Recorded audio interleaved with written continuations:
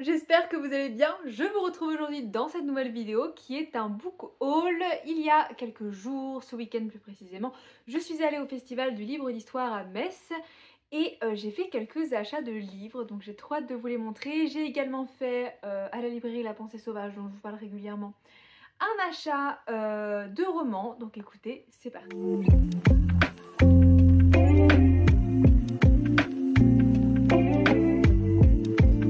Le premier livre que j'ai acheté, c'est Il y a quelqu'un qui t'aime en France d'Antoine Caputo. Alors, la maison d'édition, c'est les éditions du Panthéon, qui est comme ceci.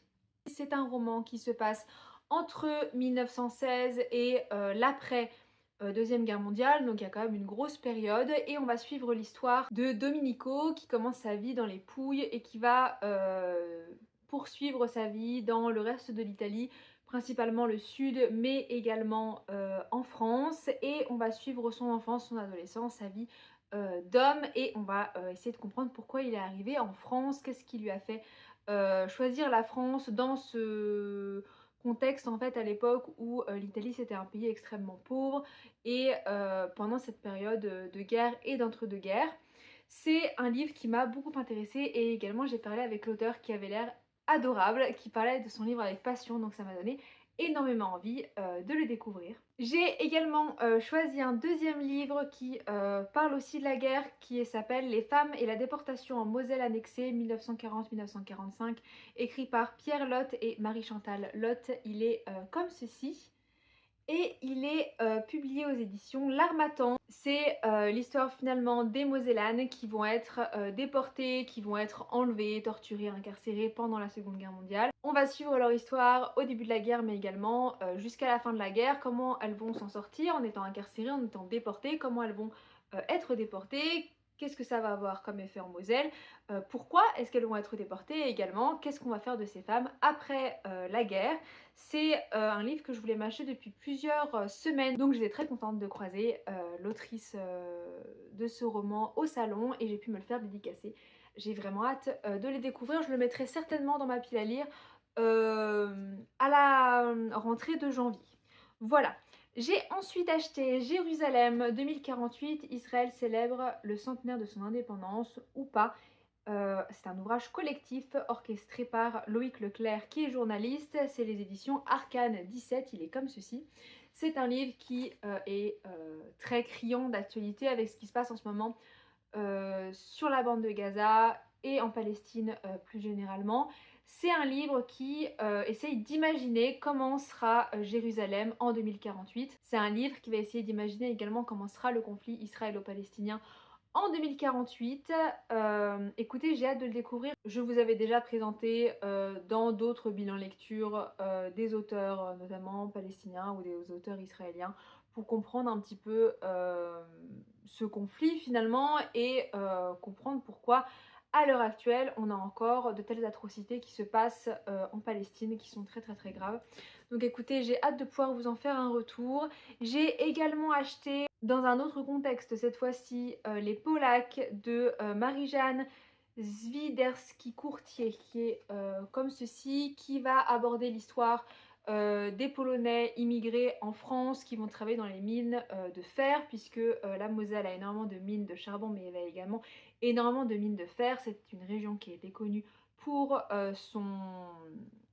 pour l'expansion en fait des usines sidérurgiques et des mines de fer. C'est quelque chose que j'aborde régulièrement quand je parle de ma région. C'est quelque chose qui est assez reconnaissable dans le paysage local. Et comme il y a eu énormément d'immigration italienne, il y a eu également énormément d'immigration polonaise. Donc j'ai vraiment hâte de lire ce roman pour voir un petit peu comment s'organise finalement l'enfance de cette femme, puisque Marie-Jeanne Swiderski, elle va raconter son enfance en tant que fille d'immigrés polonais, en tant que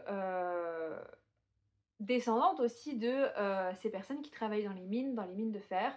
Et je suis moi-même une petite fille d'immigrés polonaise. Alors, ma grand-mère n'a pas travaillé dans les mines de charbon, mais c'est l'histoire d'un peuple, en tout cas, c'est un peu une recherche de ses racines qui m'intéresse énormément de par mon histoire familiale. Pour rester dans le salon du livre d'histoire, je suis passée à côté d'un stand qui était là pour promouvoir le musée de la Cour d'Or, qui est le musée de la ville de Metz, qui est un musée qui retrace l'histoire de la ville de Metz depuis les Gallo-Romains. C'est un musée qui est très intéressant et qui est gratuit, donc si vous êtes de la région, je vous invite à aller le visiter. Et ils m'ont donné un tome de l'archéologue, alors il date d'avril-mai 2012, mais c'est sur les Gallo-Romains, donc ils vont pas... ils vont pas vraiment évoluer, hein, c'est toujours un peu... ça va pas bouger, les Gallo-Romains depuis 2012. Donc c'est les Gallo-Romains vus par eux-mêmes. Je pense que je vais lire ce magazine parce qu'il m'intéresse beaucoup. Et je serais ravie de vous en faire un retour si jamais ça vous intéresse. J'ai également acheté à la librairie La Pensée Sauvage, quand je suis allée me faire dédicacer la librairie de la Place aux Herbes, dont je vous parlerai dans le prochain bilan lecture, un autre roman du même auteur, qui est Éric de Kermel, c'est aux éditions J'ai lu. C'est Mon cœur contre la terre, qui est comme ceci. Alors je trouve que la